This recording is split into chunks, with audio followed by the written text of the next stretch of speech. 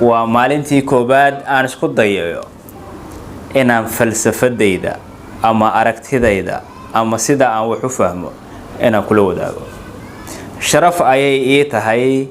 adiga oo kale inaad daawado ii noqoto, aniguna inaan kuu soo gudbiyo aragtidayda gaarka.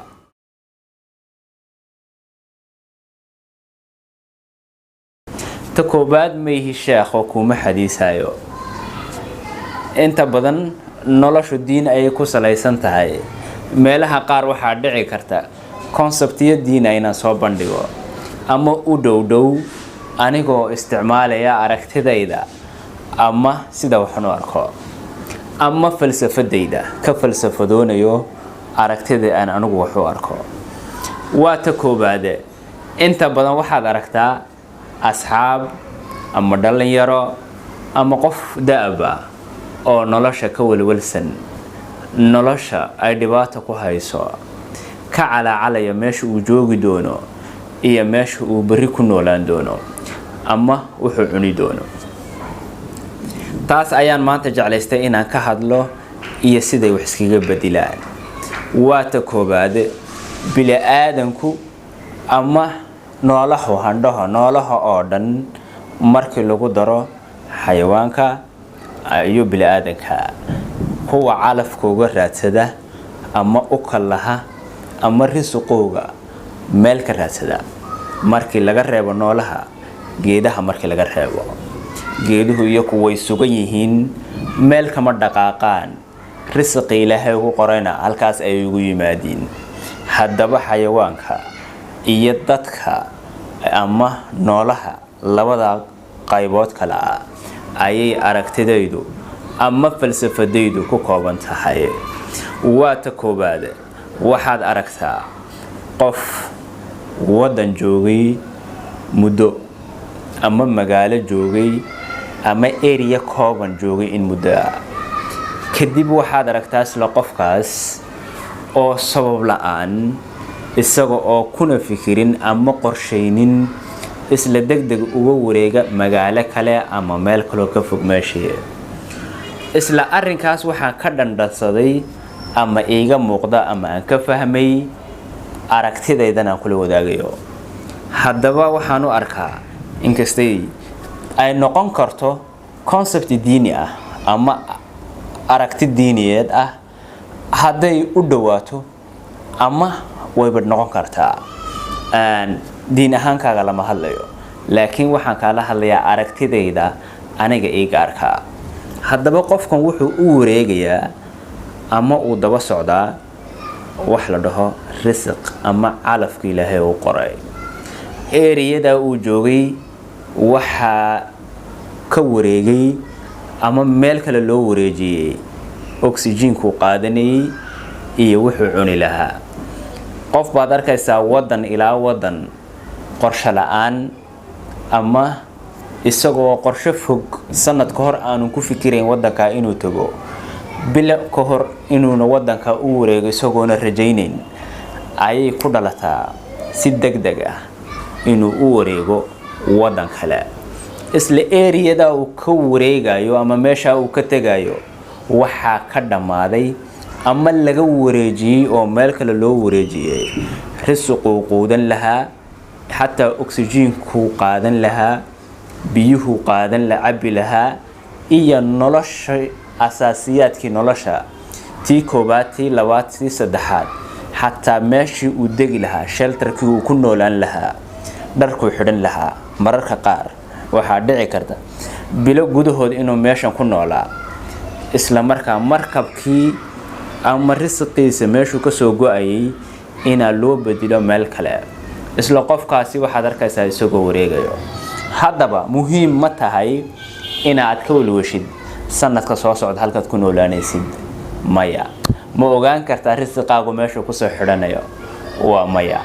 ma ogaan kartaa inaad halkan aad ku nooshahay kusii noolaan doontid 2 sano 3 sano? waa maya. waayo waxaan nahay dad risqooga uu ilaahay qaybiyo daba socda. risqaagu hadduu eriyada aad degan tahay ilaahay ku soo qorsheeyo inuu kuugu yimaado, adduunku hadday isku tagaan kaama kaxayn karaan meeshaas waayo oxygen-ka qaadanaysay hawadaad qaadanaysay biyahaad cabaysay calafkaad cunaysay iyo cuntadii ilaahay kuugu talagalay ayaa meesha taala si kastood iskugu daydo inaad meesha ka tagto ama dhoof kasta ood gashid fiisa kastood qaadatid waxa ayaa ka sii noqdaa waxaana sii joogtaa area-da aad ku nooshahay haddii rasiqaagu ama qadarka ilaahay kuu qoray qismadii ilaahay kuugu talagalay luqmadeed cunaysay ama afkaaga wixii galayay haddii loo wareejiyo wadanka ugu dambeeya adduunka ugu dambeeya ama meel ay colaadi ka jirto ha noqoto meel ay nabadi ka jirto ha noqoto meel aad weliga ku hamin ha noqoto halkaas ayaa tagaysaa bilaa sabab cidna kuma hor joogsato bilo gudahood baa dhoof iyo lagu geliyaa hami kale inaad meel kale tagtid isla markaa waxaad ka daba tagtaa risqaad qaadanaysay iyo calafqaad qaadanaysay example yaroo fudud waxaa jira dad u shaqeeya wasaaradaha qaar waxaa jira dad hay-adaha qaar u shaqeeya muddada ay u shaqeynayaan waxaa dhici karta inaad training degdeg ah looga sheegay inay u tagayaan wadan heblaayo waxaa dhici kartan hebel iyo hebel iyo hebel inay u baxaan tababarkaas ay wadankaa tagaan mid ka mid ah dadkaas inuu calafkiisii yaallo wadankii uu ka shaqaynayay halkuu u socday loogu talagalay inuu u baxana ina u ku lahayn risq iyo calaf waxaa dhici karta isla qofkaas waxaa ku soo booda arrimo degdeg ah oo ka oolisa inuuna bixin waxaa dhici karta arrin familiga la xidhiidha caafimaadkiisa la xidhiidha isla meeshuu u shaqaynayo la xidhiidha ayaa dhici karta inay si degdeg ugu soo boodo inaa arrinkii si degdeg loo bedelo qofkii calafkiisu risqiisu cunadu cuni lahaa oxygen-ku qaadan lahaa wadanka uu yaalina islaamikada liiska si degdeg loogu daro qofkana waxaad aragtaa isagoo baxaya isla wadankii tagaya qorshana kumuu lahayn inuu baxo waa arrimaha u baahan in la fahmo example ka sii fudud waxaa dhici karta qadadii ama cuntadii in maanta lagugu talagalo gurigiinii qadadii oo gaadhay oo laga soo gurayo ama dadka la cuntaynaysa ay dhow yihiin waqtiga cuntada la cunayna ay gaadhana ayaa telefoon ku soo dhacaa ama arrin kugu soo baxdaa si degdeg ah ayaad guriga uga baxdaa waxaa lagaaga yeedhaa guri kale oo meel kale ku yaala inay qadadaada ka diyaarsan tahay bariiskaagii lagu kariyay halkan aad joogtidna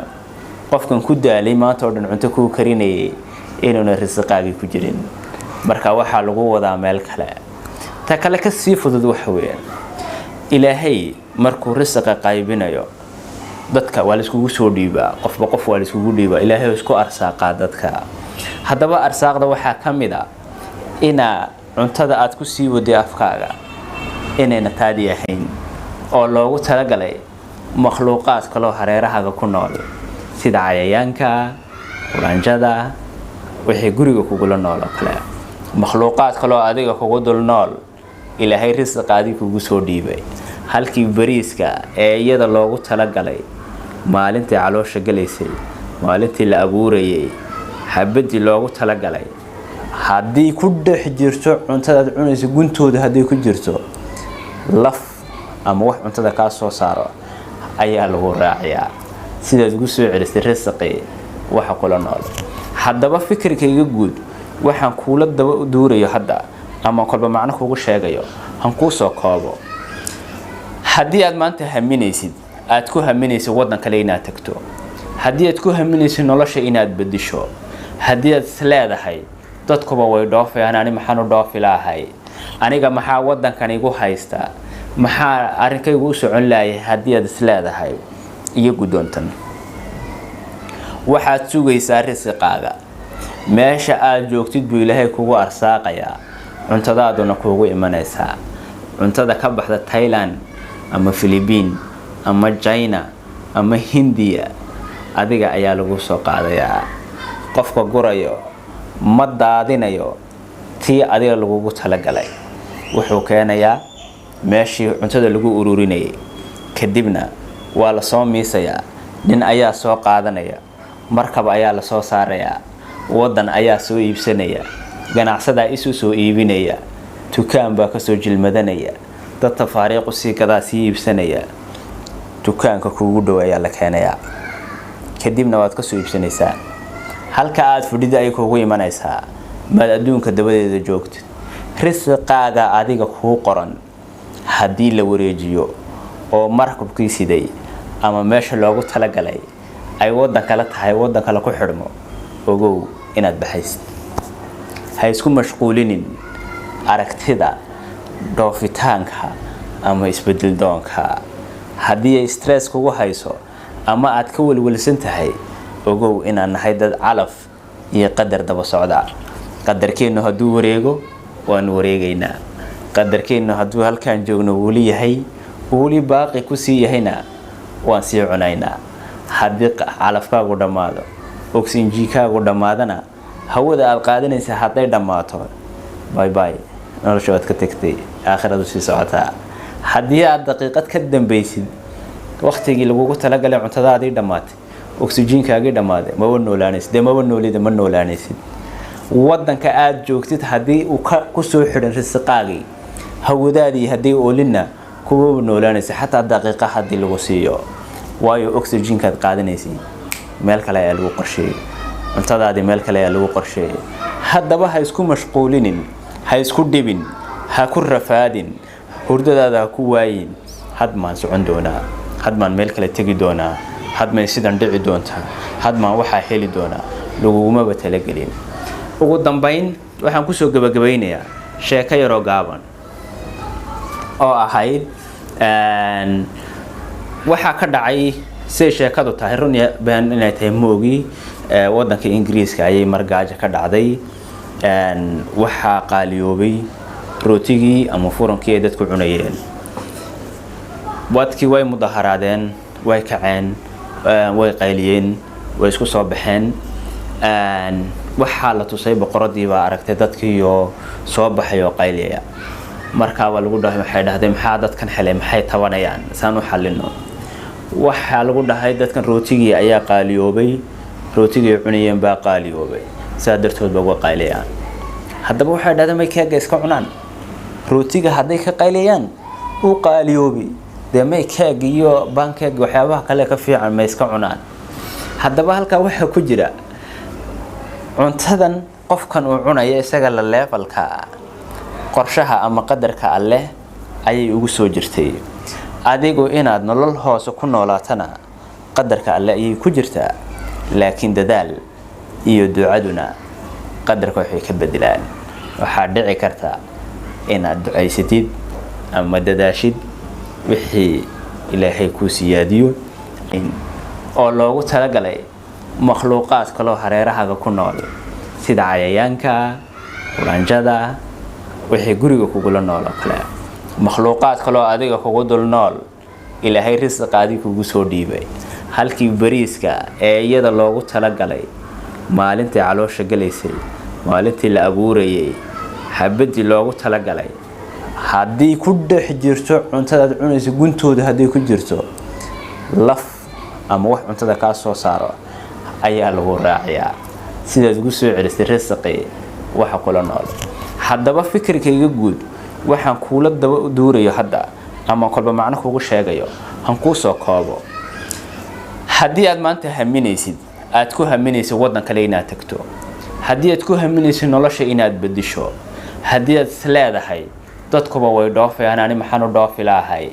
aniga maxaa wadankan igu haysta maxaa arrinkaygu u socon laayay haddii aad isleedahay iyo gudoontan waxaad sugaysaa risqaaga meesha aad joogtid buu ilaahay kugu arsaaqayaa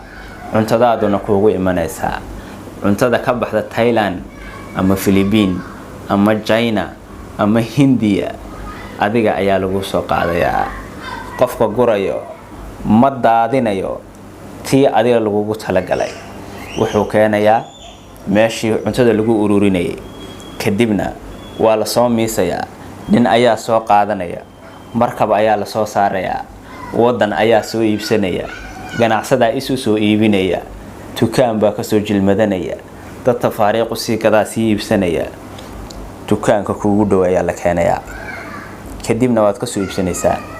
halka aad fadhida ay kuugu imanaysaa maad adduunka dabadeeda joogtid risqaaga adiga kuu qoran haddii la wareejiyo oo markabkii siday ama meesha loogu talagalay ay wadan kale tahay wadan kale ku xidhmo ogow inaad baxaysid ha isku mashquulinin aragtida dhoofitaanka ama isbedel doonka haddii ay stress kugu hayso ama aad ka walwalsan tahay ogow inaan nahay dad calaf iyo qadar daba socda qadarkeenu hadduu wareego waan wareegaynaa qadarkeenu hadduu halkaan joogno weli yahay weli baaqi ku sii yahayna waan sii cunaynaa haddii calafkaagu dhammaado oxygenkaagu dhammaadana hawada aad qaadanaysa hadday dhammaato bye bye nolosha waad ka tagtay aakhiradu sii socotaa haddii aad daqiiqad ka dambaysid waqtigii lagugu talagalay cuntadaadii dhammaatay oxygenkaagii dhammaaday maba noolaanaysid dee maba noolida ma noolaanaysid wadanka aad joogtid haddii uu ku soo xidhan risqaagii hawadaadii haddii oolinna kuwa noolaanaysa xataa daqiiqa haddii lagu siiyo waayo oxygenkaad qaadanaysid meel kale ayaa lagu qorsheeyay cuntadaadii meel kale ayaa lagu qorsheeyay haddaba ha isku mashquulinin ha isku dhibin ha ku rafaadin hurdadaada ha ku waayin hadmaan socon doonaa hadmaan meel kale tegi doonaa hadmay sidan dhici doontaa hadmaan waxaa heli doonaa lagugumaba talagelin ugu dambayn waxaan kusoo gabagabaynayaa sheeko yaroo gaaban oo ahayd waxaa ka dhacay siday sheekadu tahay run baan inay tahay moogi wadanka ingiriiska ayay margaajo ka dhacday waxaa qaaliyoobay rootigii ama furankii ay dadku cunayeen wadkii way mudaharaadeen way kaceen way qayliyeen way isku soo baxeen waxaa la tusay boqoradii baa aragtay dadkiioo soo baxay oo qayliyaya markaaba lagu dhahay waxay dhahdeen maxaa dadkan helay maxay tabanayaan saan u xallino waxaa lagu dhahay dadkan rootigii ayaa qaaliyoobay rootigii cunayeen baa qaaliyoobay sidaa dartood ba uga qayliyaan haddaba waxay dhahdeen may keega iska cunaan rootiga hadday ka qayliyaan uu qaaliyoobi dee may keeg iyo bankeeg waxyaabaha kale ka fiican may iska cunaan haddaba halkaa waxaa ku jira cuntadan qofkan uu cunaya isaga la levelka qorshaha ama qadarka alleh ayay ugu soo jirtay adigu inaad nolol hoose ku noolaatana qadarka alleh ayay ku jirtaa laakiin dadaal iyo ducaduna qadarka waxay ka bedelaan waxaa dhici karta inaad ducaysatid ama dadaashid wixii ilaahay kuu siyaadiyo ama wuxuu kuu bedelo waxaa taa tusaale ka mid ah kulli qisada si fiican uma hayo inay nebi muuse ahayd ama inay nebi ciise ahayd inta badan inay ciise ahayd baan malaynayaa adu ambiyada mid ka mid ah ayaa u duceeyay qof inuu dhimanayo ama sheegay qofka inuu dhiman doono kulley aragtideeda saas ayaan kugu soo gudbiyey haddii aad jeceshahay inaad ila sii joogtidna walaad subscribe iyo saar haddii uu fikirkayga ku cajabinna